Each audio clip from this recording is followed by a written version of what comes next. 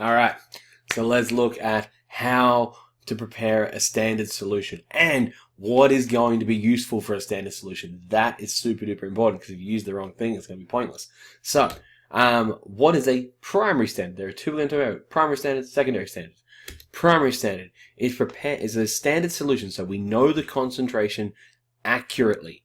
We prepare it by adding a solid compound that we know the weight of accurately into a solvent that we know the volume of accurately. And we do this using some fantastic set of scales, like a really good set, and a volumetric flask. So a standard compound, which we're going to use for primary standard, must be pure, which means it's going to be analytical grade, which means it needs to be at least 99.9% pure. So it's not pure, but very pure. And it needs to be at least that good. It needs to have a known formula. This means we can't have a variation of crystal formation, which means no variation of hydration, so how much water you have. So we want them to be anhydrous, which means within the crystals there is no water. For example, when we talk about copper sulfate, right? Copper sulfate's blue. The reason copper sulfate's blue is because it has water in it. But when copper sulfate is white, that means it's anhydrous.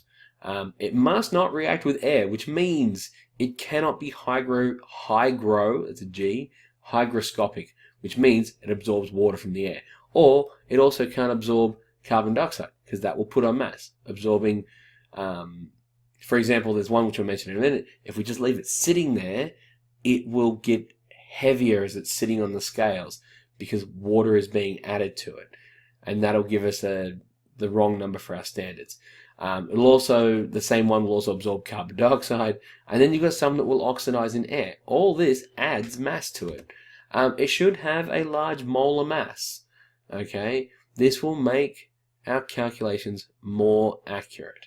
If you've got a low molar mass, that means when you start to work out how many moles there's actually in there, there's a larger source of error, because your measurements are not going to be perfect, and we need to acknowledge that. But we can also reduce our error as much as possible.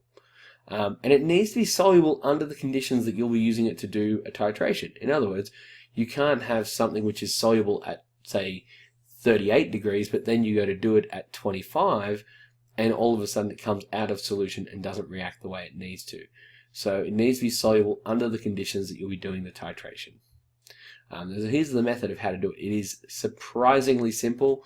The devil is in the detail. We need you to be accurate when you're doing this. For example, you weigh out an accurate mass of the solid. You need to make sure that you then wash out your volumetric flask with distilled water or whatever the solvent is going to be. But you wash the volumetric flask, so you make sure there's no dust in there, there's nothing hanging out inside of it. And if your volumetric flask is dirty, like you can't, the way to know that is as you wash it, you will have just a film of water on there. You will not have droplets. If you have droplets, it needs to be re-washed with detergent, then dried completely, and then rinsed with whatever your solvent is again. Even if your solvent's distilled water, you've got to redo it. So you need to make sure that you're washing your stuff. So you wash it with the solvent. Once it's clean, you fill it halfway with the solvent. You then dissolve the solid in the flask. Okay, so you dissolve the solid in the flask and fill it to the calibration line. So if our volumetric flask is over here and it sort of looks like this, that's pretty sweet. There's a calibration line there. First thing you do is you rinse it out with the solvent, and you're getting no big droplets of water, like no droplets of water there. It sort of just leaves a nice film. Then you fill it with distilled water to about there.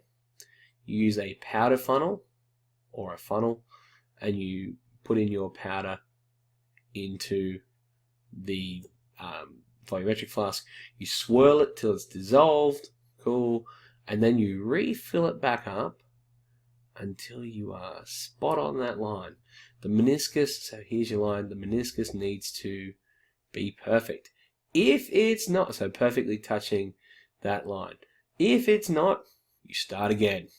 And this is why we said the devil's in the detail. You really need to be accurate with this one. Start again. It's fine. Tip it out. Go from scratch. And then you calculate how the molarity of this. Okay, so first you work out how many moles is in there. Okay, so you go mass divided by molar mass. That's pretty straightforward. Then you work out the concentration by moles. That's this number divided by volume.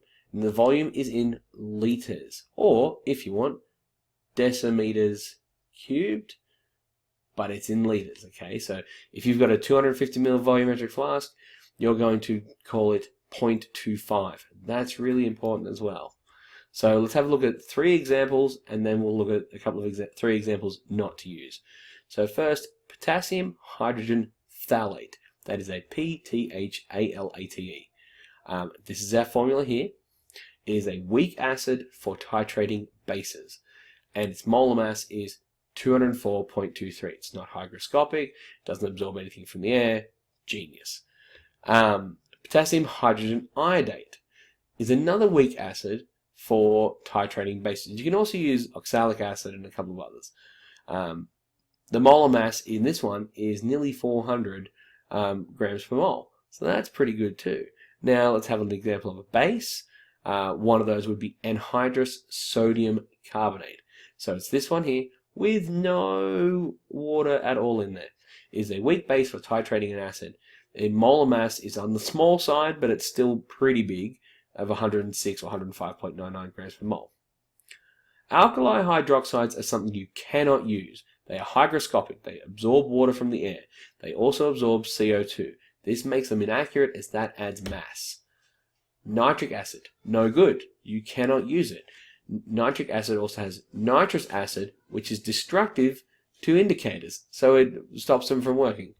H2S, so this means you'll get a false number on the high side, because you'll have to add extra nitric acid in there to get it to change color. Sulfuric acid and hydrochloric acid are not suitable, as they are only available in pre-made solutions, so they're not solids. They can be standardized though. We can standardize them for a secondary standard. So let's have a look at our secondary standards. A secondary standard solutions, we titrate them against primary standards to standardize them and to know their concentration accurately. You cannot trust anyone else. You need to make sure that you are the one who is doing the titrations, okay? So if you titrate it, if you standardize the reaction, you know how accurate it is, and you know what mistakes you made or how well you did it.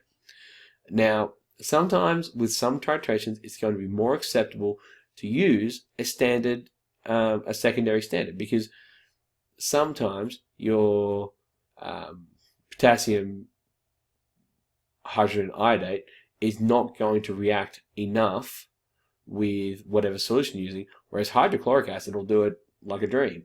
So in that case, when we need a strong acid-base reaction, we will use our secondary standards. We can use it in other areas of analytical chemistry. Like secondary standards and primary standards is not just something we use for volumetric analysis.